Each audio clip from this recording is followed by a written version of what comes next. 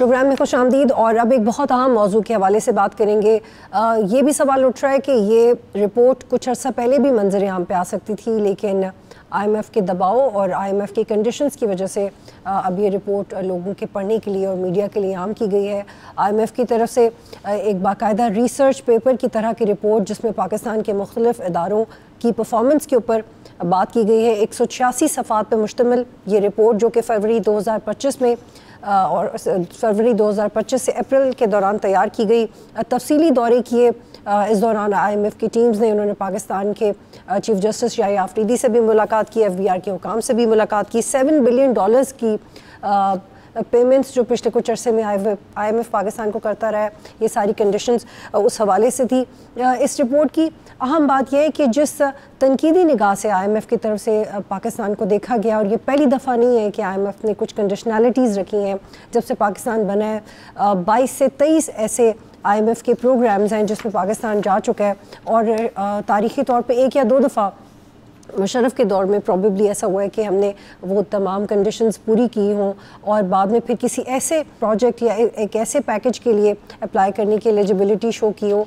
लेकिन ख़ास तौर पे इमरान खान के अदम एतमाद के बाद जो सब्सिडीज़ वाला मामला था और डायरेक्ट इन्वेस्टमेंट के हवाले से जो पाकिस्तान के चैलेंजेस थे, वो अब तक पाकिस्तान की आवाम भुगत रही है। और IMF की इस रिपोर्ट की अहमियत इसलिए भी ज़्यादा है कि ये किसी आम या किसी थर्ड वर्ल्ड कंट्री की तरफ से कोई रिपोर्ट शाये नहीं की गई, बल्कि IMF की सब्सक्रिप्शन दुनिया की बड़ी ममालिक के पास है, जिसमें अमेरिका भी शामिल है और पाकिस्तान जैसे कंपैरेटिवली छोटे ममालिक भी शामिल हैं। लेकिन इनकी सब्सक्रिप्शन उन ममालिक को कुछ कड़े इम्तहानात से गुजरने की कंडीशंस रखती है, जिसको पाकिस्तान ने बहुत हद तक पूरा किया है। लेकिन ये रिपोर्ट पढ़ने के बाद आपको अंदाज़ा होगा कि पाकिस्तान को वो कौन कौन से सब्जेक्ट्स हैं जिन पे पूरी तरह काम करने की ज़रूरत है, क्योंकि एक तरफ और इस रिपोर्ट की ना सिर्फ पाकिस्तान के लिए अहमियत है, बल्कि पूरी दुनिया में इसकी अहमियत बहुत ज़्यादा है। आलमी सतह पर तस्लीमशुदा अशारियों के मुताबिक पाकिस्तान में बदअनवानी एक संगीन मसला है। वर्ल्ड वाइड गवर्नेंस इंडिकेटर्स के मुताबिक पाकिस्तान बदअनवानी पर काबू पाने वाले ममालिक में सिर्फ 21वें% में शुमार होता है, और ये दर्जाबंदी मुसलसल कमज़ोर होती जा रही है। जनूबी एशियाई ममालिक में पाकिस्तान की कारकर्दगी 6 ममालिक में से 5वें नंबर पर है। करप्शन परसेप्शन इंडेक्स में भी पाकिस्तान की दर्जाबंदी मुसलसल निचले दर्जे पर है।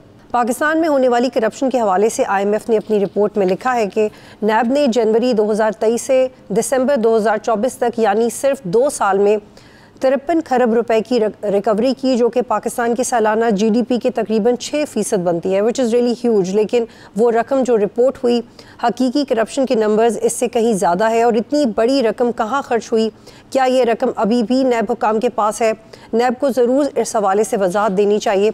IMF की रिपोर्ट में ट्रांसपेरेंसी इंटरनेशनल की माजी की रिपोर्ट्स का भी तज़किरा किया गया और लिखा गया कि 2021 से 2023 तक के कौमी सर्वे में मुसलसल 3 साल अदलिया और पुलिस को सबसे ज़्यादा बदअनवान शोबों में शुमार किया गया। और 2023 के नेशनल करप्शन परसेप्शन के सर्वे के मुताबिक 68% पाकिस्तानियों ने कहा कि NAB और FIA जैसे एहतसाब के इदारे करप्शन और बदअनवानी ख़त्म करने की बजाय सियासी मकासद के लिए इस्तेमाल किए जाते हैं। IMF ने वर्ल्ड बैंक की रिपोर्ट का भी हवाला दिया कि 2022 के इंटरप्राइजेस सर्वे के मुताबिक 11% कारोबारी इदारों ने करप्शन और हेरा फेरी को कारोबार करने का एक बड़ा फैक्टर बनाया। पाकिस्तान में सरमायाकारी के हवाले से IMF ने लिखा कि पाकिस्तान में निजी सरकारी गुज़श्ता कई सालों से मुस्तकिल कम हो रही है। 2024 में निजी सरमायाकारी GDP के 10% से भी कम रह गई, जो कि पाकिस्तान की मौशी तरक्की के लिए इंतहाई तशवीशनाक है। IMF ने अपनी रिपोर्ट में पाकिस्तान में टैक्स के निज़ाम की कॉम्प्लेक्सिटीज़ के हवाले से बताया। IMF के मुताबिक पाकिस्तान का टैक्स का निज़ाम इंतहाई पेचीदा है, जो कि कारोबार में मसाइल और बदअनवानी के मौके फराहम करता है। एक आम मैन्युफैक्चरिंग कंपनी को 170 से ज़ायद मुख्तलिफ रजिस्ट्रेशन और लाइसेंस हासिल करने पड़ते हैं। कानकुनी की कारोबार में 70 से ज़ायद रेगुलेटरी रुकावटें हैं।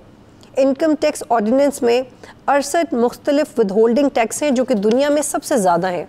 टैक्स पॉलिसी अक्सर एडहॉक बुनियादों पर बनाई जाती है। स्पेशल इकोनॉमिक जोन्स को दी गई टैक्स छूट को भी अक्सर गैर शफाफ होती है और उन्हें मॉनिटर नहीं किया जाता। IMF ने रिपोर्ट में लिखा कि हुकूमत की अपनी रिपोर्ट के मुताबिक टैक्स माफियों की लागत माली साल 2023 में GDP का 4.61% था। ये माफियाँ अक्सर ताकतवर लॉबीज़ और सियासी तौर पर मुंसलिक अफराद को दी जाती हैं, जबकि आम शहरी और छोटे कारोबारी अफराद भारी बोझ उठाते हैं। IMF ने FBR के स्ट्रक्चर पर भी काफ़ी सवालात उठाए हैं। IMF के मुताबिक FBR पाकिस्तान का एक ताकतवर इदारा है, लेकिन इसकी जवाबदेही का निज़ाम इंतहाई कमज़ोर है। FBR के पास अंदरूनी कंट्रोल और अंदरूनी ऑडिट का निज़ाम या तो गैर फाल है या फिर इंतहाई कमज़ोर। FBR के ऑफिसर्स को बहुत ज़्यादा खुद मुख्तारी हासिल है, जो कि हेडक्वार्टर्स की निगरानी से बाहर फैसले करने की इजाज़त देती है।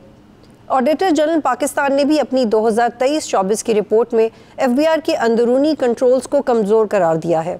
IMF की इस रिपोर्ट में शुगर मिल्स के हवाले से भी तफसीली बात की गई, जो कि आज मसला गुज़िश्ता कई दिनों से डिस्कस भी हो रहा है।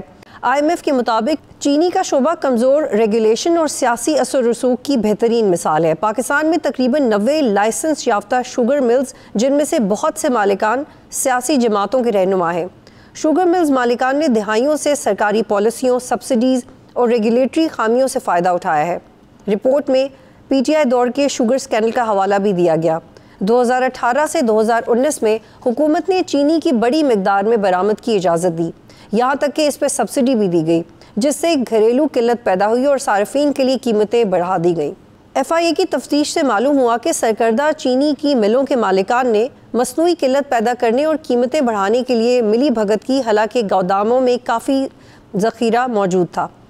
एक चीज़ जो सारी रिपोर्ट में अहम थी और जिसे हाईलाइट करना काफ़ी ज़रूरी है, वो कायद-ए-आज़म का हवाला है।